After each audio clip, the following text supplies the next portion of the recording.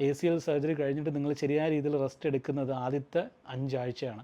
ആ 5 ആഴ്ച കഴിയുമ്പോൾ നിങ്ങളുടെ റെസ്റ്റിൻ്റെ ആ ഒരു പീരീഡ് കുറയും. നിങ്ങളുടെ ശരീരം റെസ്റ്റിൽ നിന്ന് മാറി പല ആക്ടിവിറ്റീസ് ചെയ്യാൻ തുടങ്ങും. മുട്ടിൻ്റെ പൊസിഷൻസ് നിങ്ങൾ തനിയെ മസിൽ കൺട്രാക്ട് ചെയ്യാൻ തുടങ്ങും, തനിയെ ലെഗ് ലിഫ്റ്റ് ചെയ്ത് വെക്കാൻ തുടങ്ങും. ഇതൊക്കെ സ്വെല്ലിങ്ങിനെ കൂട്ടുന്ന ആക്ടിവിറ്റിയാണ്. അതുകൊണ്ട് തന്നെ അതിനെ കൺട്രോൾ ചെയ്യാനുള്ള മാർഗ്ഗങ്ങൾ ചെയ്യണം. എന്ന് വെച്ചിട്ട് നമുക്ക് ഈ ആക്ടിവിറ്റി ചെയ്തിരിക്കാൻ പറ്റുമോ? ഇല്ല. ഒന്നും ചെയ്യാതിരുന്ന നീര് മുഴുവൻ കുറഞ്ഞിട്ട് ഞാൻ എക്സസൈസ് ചെയ്യട്ടെ എന്ന് വിചാരിച്ചു കഴിഞ്ഞാൽ നീര് കുറയുമായിരിക്കും, പക്ഷേ മറ്റുള്ള സെക്കൻഡറി കോംപ്ലിക്കേഷൻസ് അവിടെ വരും. അപ്പോൾ എല്ലാ ഫാക്ടേഴ്സും കൂടെ ഒരുമിച്ച് നോക്കണം. നമ്മൾക്ക് മസിൽ ഇമ്പ്രൂവ് ചെയ്യാൻ വേണം, നീര് കൂടാനും പാടില്ല, അതിനോടൊപ്പം തന്നെ നമ്മുടെ കപ്പാസിറ്റി കൂടുകയും ചെയ്യണം, റെസ്റ്റും എടുക്കണം. ഇത്രയും ചലഞ്ചസ് നിങ്ങൾക്ക് ഫേസ് ചെയ്യാൻ പറ്റുന്നത് ആദ്യത്തെ 4 ആഴ്ചയിൽ മാത്രമാണ്. ഫേസ് 1 ആണ്. ചില ആളുകൾ 5 ആഴ്ച വരെ സാധിക്കും. അതിനുശേഷം നിങ്ങൾക്ക് നിങ്ങളുടെ റെസ്റ്റ് അളവെന്ന് വെച്ചാൽ വളരെ കുറവായിരിക്കും. അപ്പോൾ അതുകൊണ്ട് തന്നെ പ്രത്യേകം ഈ ഒരു പ്രൈസ് പ്രോട്ടോക്കോൾ ഫോളോ ചെയ്യുമ്പോൾ ഇത് നിങ്ങൾ നോക്കുക. സർജറി ചെയ്ത് ഇമീഡിയറ്റ് ആയിട്ട് ആദ്യത്തെ ദിവസം തൊട്ട് തന്നെ ഈ അഡ്വൈസസ് എല്ലാം സ്റ്റാർട്ട് ചെയ്യുക.